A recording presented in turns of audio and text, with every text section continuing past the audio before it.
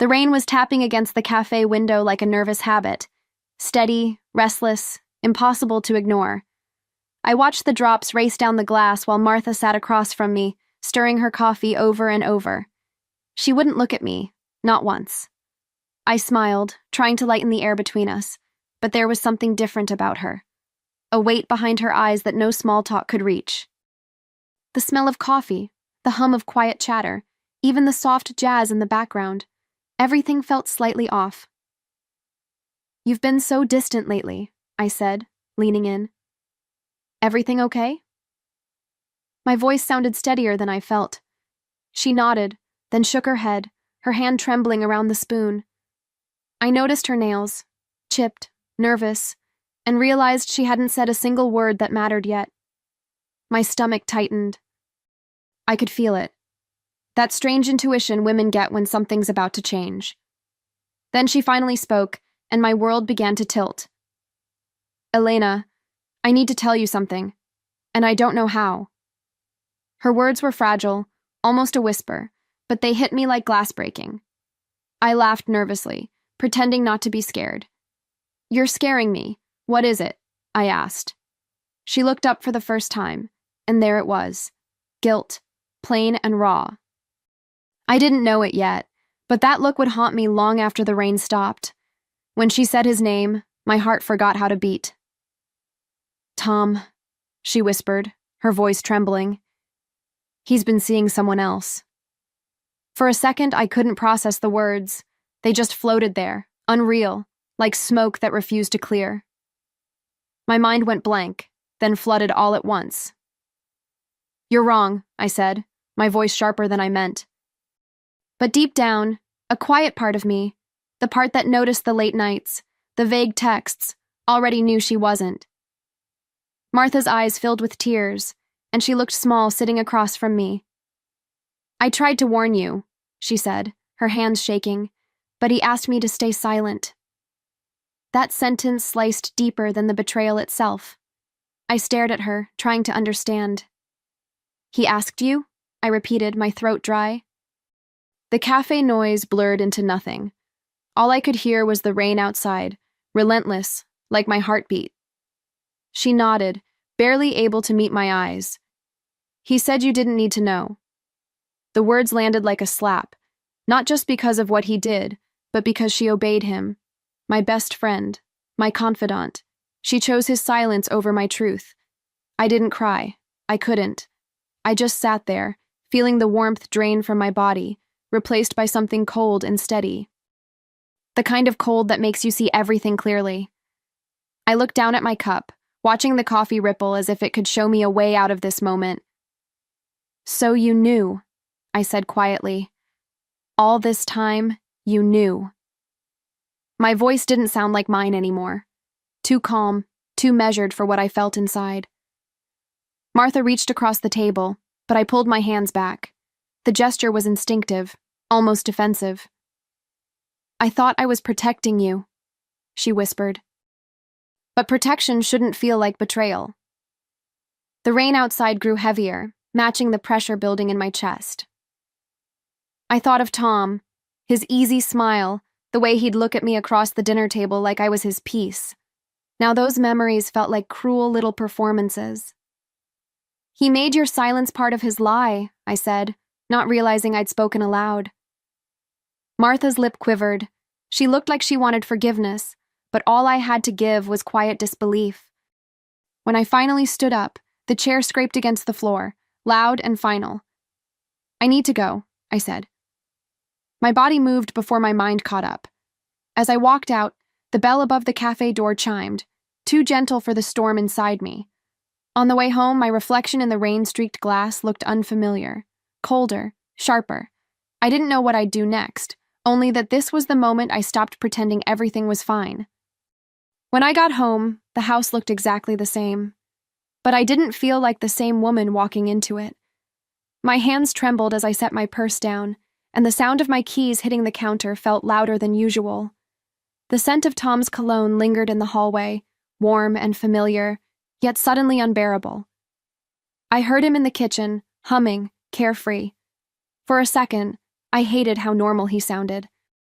Hey, you're home early, he said, smiling, moving toward me with that practiced charm that used to melt me. He kissed my cheek, and I flinched, not visibly, but enough for my body to register it. How's Martha? Haven't seen her in forever. His voice was casual, perfectly innocent. I forced a smile, one I'd mastered over the years. She said the same about you, I replied, my words heavier than he realized. He frowned, confused. What's that supposed to mean? I shrugged, pretending to search for something in my purse. Just that she misses how close everyone used to be. He laughed, actually laughed, as if I'd said something funny. I studied him then, really studied him, like he was a stranger wearing my husband's face. Everything about him looked the same, and yet, every detail now carried a different truth. Later that night, I watched him from the kitchen doorway as he scrolled through his phone, smiling faintly at something unseen. He didn't notice me. He rarely did when he thought I was out of sight. The television murmured in the background, but all I could hear was the echo of Martha's words replaying in my head.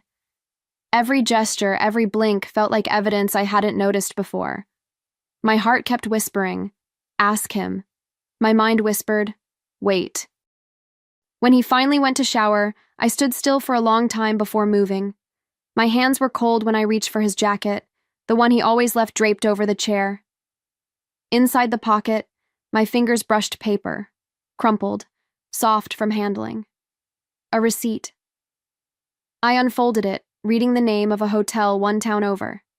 The Golden Rose. My stomach dropped. The date printed at the top read last Thursday, the night of his so-called meeting. I gripped that small piece of paper so tightly it wrinkled under my fingers.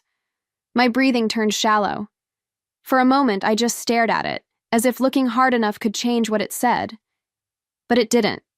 It stayed there, silent and damning, the proof I never wanted. I leaned against the counter, letting the cold marble steady me. Martha was right. He hadn't just asked for her silence. He'd built his whole lie on it. I sat at the edge of the bed, the receipt still in my hand, while the sound of running water filled the silence between us. He was just behind that door, the man I'd built a life with, humming softly under the shower like nothing had changed. I stared at the pale reflection of myself in the mirror across the room. My face looked calm, almost detached, but inside, something fragile had cracked. It wasn't rage yet. It was realization. Part of me wanted to burst into the bathroom, wave the receipt in his face, demand every answer at once. But another part, the quieter, sharper part, told me to wait. To let him keep believing he was still in control. I could almost hear Martha's trembling apology again, but now it didn't sting. It focused me. Betrayal, I realized, has a strange way of clarifying who you are when the mask of love falls away. When Tom came out, towel around his waist, he smiled at me, completely unaware that the world had shifted. "You okay?" he asked, running a hand through his hair. I nodded, my voice steady. "Yeah, just tired." That night, I lay beside him without touching him once. My body still, my mind awake. By morning, I already knew. I wouldn't confront him with questions. I'd confront him with truth, quietly, carefully, on my terms. By the next evening, the shock had settled into something colder. Focus. I wasn't crying anymore. I was calculating. Every word, every look became part of a quiet rehearsal. I cooked dinner like always, chopping vegetables, tasting sauce, keeping my voice even. He came in, loosened his tie, and kissed my cheek like a man convinced he still lived in the comfort of his own illusion. I almost pitied him for it. Almost. We sat at the table, the soft clink of cutlery between us. "How was your Thursday night meeting?" I asked casually, watching his face instead of my plate. He didn't flinch. "Exhausting," he said. "We're closing that contract soon, though." Smooth, confident. He didn't even hesitate. The same man who couldn't fix a leaky faucet could lie without blinking. I smiled and nodded, as if the word meeting didn't taste bitter in my mouth. "Good," I said lightly. "You deserve a break. Maybe we should plan a weekend getaway." at the Golden Rose Hotel. The silence that followed was thick enough to touch. His fork froze halfway to his mouth. For the first time, I saw fear in his eyes. Small, sharp, unmistakable. What? He stammered. My pulse didn't race. I was the calmest I'd ever been. That's the hotel you went to, right? I said. The one where they print the name on the receipts? His face drained of color, and for a second, I thought he might deny even knowing what I was talking about.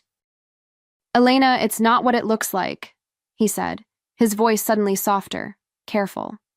The way a liar speaks when he realizes the room has shifted against him. I leaned back in my chair, studying him, not as my husband, but as a stranger I'd finally unmasked.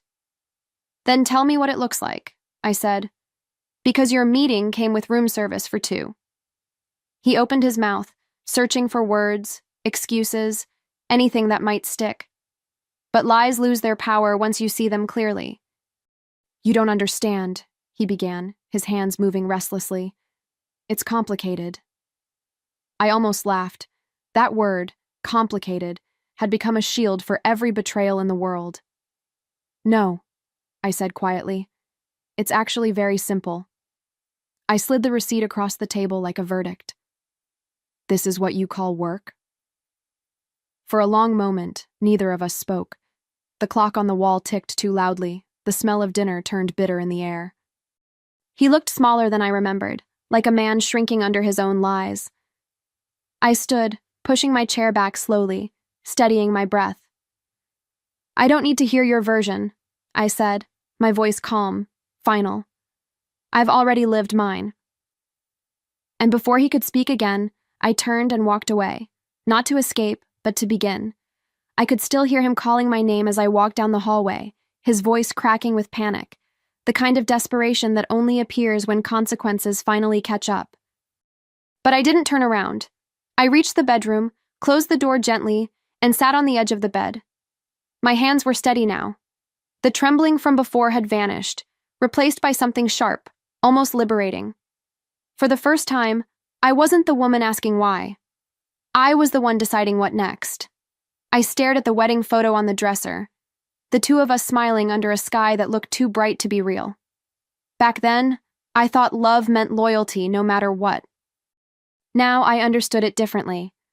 Love without honesty isn't love at all. It's performance. And I had played my part long enough. The thought didn't break me. It built me. Beneath the ache, there was a pulse of strength I hadn't felt in years. When I finally walked past him again, he was still sitting at the table, staring at the crumpled receipt. He didn't say a word. I didn't either. The silence between us wasn't heavy anymore. It was clarity. I knew what I needed to do, and who I needed to see. Martha might have been part of the lie, but she would be part of the reckoning too. Tomorrow I'd ask her not for comfort, but for help. The next morning, I walked back into the same cafe where my world had cracked open. The rain had stopped, but the air still smelled like yesterday's storm. Martha was already there, sitting at our usual table, twisting a napkin in her hands. When she saw me, her shoulders tensed, maybe expecting anger, maybe rejection. I sat down, calm and composed, because fury wasn't what I felt anymore. What I wanted now was clarity and justice. You should have told me the moment you found out, I said, keeping my voice even. Her eyes filled instantly, tears she didn't bother to hide this time. I was scared, she whispered. I didn't want to ruin your marriage. I took a slow breath, watching the guilt ripple across her face. You didn't ruin it, I said quietly. He did, but you're going to help me end it. She looked up, startled, like she hadn't expected forgiveness, let alone purpose. For a second, she just stared, searching my expression for anger. But what she found was resolve, the kind that doesn't shout, it plans. I reached into my bag and placed my phone on the table. Tell me everything, I said. Dates, messages, what he said to you, every detail. She hesitated, then nodded. And in that small, trembling motion, our quiet alliance was born. Not out of vengeance alone, but out of truth. Martha slid her phone across the table, her hands shaking. "I saved the messages," she said softly. "I couldn't delete them, even when I wanted to." I opened the thread, scrolling through his words. Familiar phrasing wrapped in deceit. "You're doing the right thing. She doesn't need to know." And the one that made my stomach turn. "I'll make it worth your silence." My throat tightened, but I forced myself to keep reading. Every word was a thread, and together they formed the web he'd spun. "He offered you gifts?" I asked quietly. She nodded, eyes low. "I never took anything. I swear. I just froze. I thought it would all fall apart on its own." I looked at her, really looked, at the woman who had carried my husband's secret like a stone in her chest. I believed her. "You did freeze," I said. "But you're not frozen now." I copied every message, every date, every proof. My fingers didn't shake once. When I looked up, Martha was crying silently. "What are you going to do?" she asked. I sipped my coffee, the taste sharper now, almost bitter. "I'm going to let the truth do what it does best," I said. "Expose everything." For the first time in months, I felt steady. Not the fragile kind of steady that comes from denial, but the grounded certainty of a woman reclaiming her own story. Martha exhaled, nodding. We weren't just friends anymore. We were witnesses. That night, I waited for him in the living room. The folder sat on the coffee table, neatly closed, like a secret daring to be opened. When Tom walked in, he smiled, tired, distracted, carrying the weight of another ordinary day. But when he saw my face, he froze. "What's going on?" he asked, his voice unsure. I gestured to the chair across from me. "Sit down," I said. My tone wasn't angry. It was steady. The kind of steady that made him nervous. He sat, glancing at the folder. "What is this?" he asked. I met his eyes. "Proof," I said simply. "Of every lie you asked Martha to hide, every word you used to buy silence." His jaw tightened. "Elena, please." I lifted a hand, stopping him cold. "Don't," I said. "You had your chance to speak months ago." I opened the folder, sliding the printed messages and the hotel receipt toward him. "I'm done being quiet. You made my silence part of your lie. Now it's my weapon." He looked down at the evidence, then back at me, the man who once thought he could charm his way out of anything suddenly speechless. "You can't destroy me like this," he said finally, voice trembling. I stood, the faintest smile curving my lips. "Destroy you?" I said softly. "No, Tom, I'm just revealing what you built." I placed the divorce papers beside the folder, then turned toward the door. "You can keep your lies. I'm keeping my voice." By the next morning, I wasn't angry anymore. I was focused. Every emotion that once clouded my judgment had sharpened into purpose.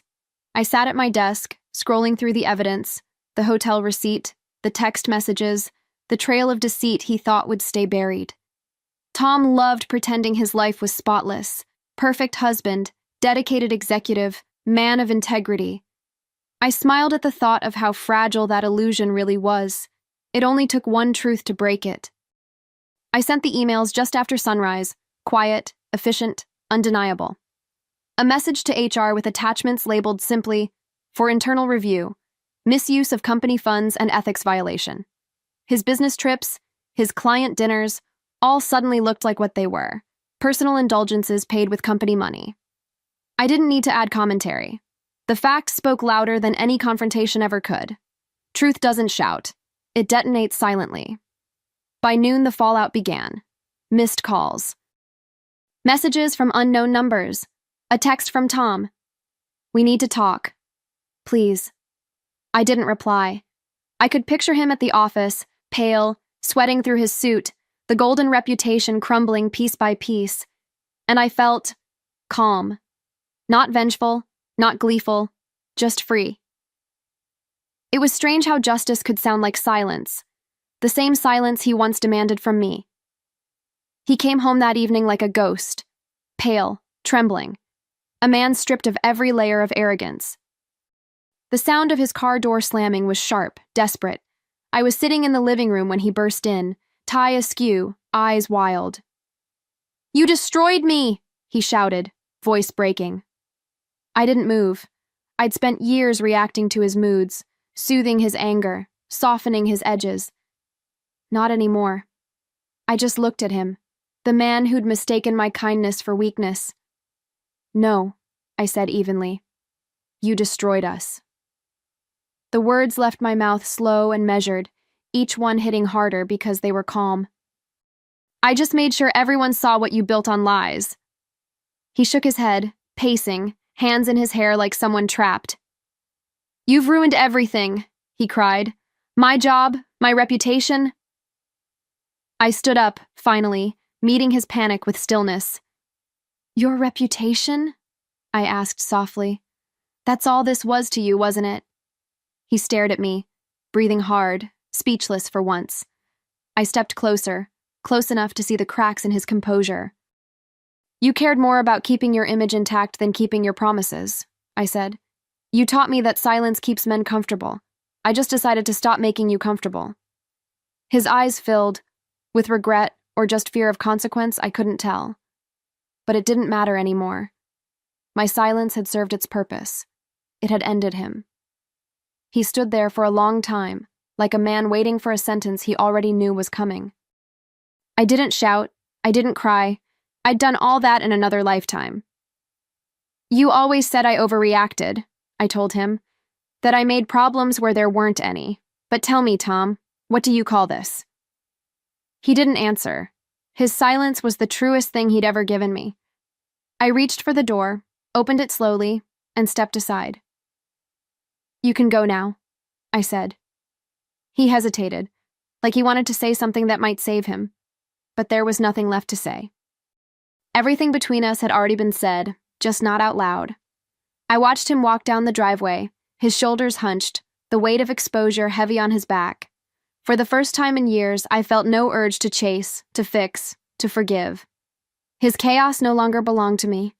It was finally his to carry. Alone. When the door clicked shut, the sound was soft but final. I leaned against it for a moment, breathing in the quiet, a quiet that felt different now. Not the silence of fear or denial, but the kind that comes when truth has finally been spoken. The house was still, empty, yet somehow lighter. I turned off the lights, walked upstairs, and thought of how tomorrow I'd wake up without waiting for anyone's version of the truth but my own. Months later, I found myself back at the same cafe, the place where everything had fallen apart, and somehow, where it had also begun. The rain was lighter this time, just a gentle drizzle against the window. I sat alone, my coffee warm between my hands, no longer afraid of silence. It wasn't heavy anymore. It was mine.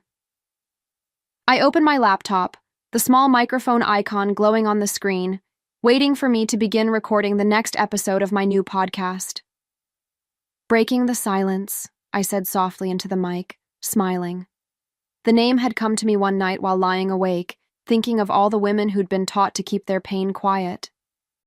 Today I want to talk about control, the kind that hides behind kindness, the kind that asks you to stay silent for someone else's comfort. My voice didn't shake. It carried. Strong, certain, and free. The kind of voice I once wished I had. I hit stop, listening to the echo fade through my headphones. The sound wasn't just my voice, it was proof of survival. Proof that pain, when spoken aloud, loses its power. I took a sip of coffee, feeling the warmth spread through me, and whispered to myself. He asked someone to stay silent to protect his secret, but my silence was never his to control. And in that moment, I knew I'd never stay quiet again. I started receiving messages from listeners, women from everywhere, each with their own story of silence. Some whispered their truths in long emails. Others sent short notes that simply said, "Thank you. I thought I was alone." Reading them felt like holding hands with strangers in the dark, each of us passing the light forward. I realized then that revenge wasn't the end of my story. It was the bridge to something bigger, the courage to turn my pain into purpose. Sometimes, when I close my eyes, I still see that version of me sitting across from Martha, heartbreaking over coffee.